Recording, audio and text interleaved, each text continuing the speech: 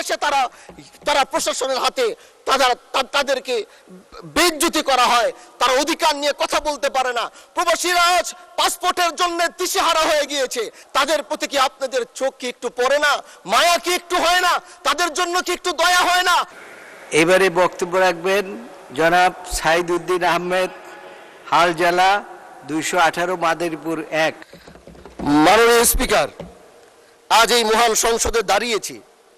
আমাদেরকে মানুষ ভোট দিয়েছে অনেক ভালোবেসে। প্রবাস থেকে ছেলেরা বলেছে ভোট কিন্তু দিতে হবে তাকে, তারা না হলে টাকা কিন্তু পাঠাবো না, বাবা মারে বলছে, কারণ আমাদেরকে ভালোবেসে। আমাদের কাছে টাকা পয়সা ছিল না, কিন্তু তারা কষ্ট করেছে এই প্রবাসী। আমি একজন ব্যক্তি এই সংসদে যে আমি পোস্টাল ব্যালটে এসে আমি শেষ সময় পাশ করেছি, ফেয়ার নির্বাচন হয়েছিল। আর সেই প্রবাসীরা ফোন দিয়ে তাদের দুঃখের কথা আমাকে বলে, তাদের সেই কষ্টের কথা যখন শুনি এই জাতীয় সংসদ থেকে, তখন আমার ইচ্ছে হয় আমি আমার সেই প্রবাসী ভাইদেরকে নিয়ে কিছু বলি, যারা তাদের জীবনের, যারা এক একজন ফ্রিডম ফাইটার হয়ে দেশের জন্য কষ্ট করছে, যারা নিজের স্ত্রী পুত্র সন্তান বাবা মাদেরকে রেখে যারা কষ্ট করছে।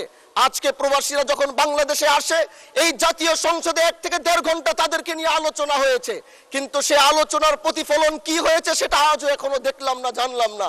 কিন্তু আমরা জানতে চাই, আমরা ফ্রিডম ফাইটারদের পক্ষে কথা বলতে চাই, যারা দেশের পক্ষে লড়ছে, না খেয়ে লড়ছে, ঘাম দিচ্ছে, কষ্ট করছে।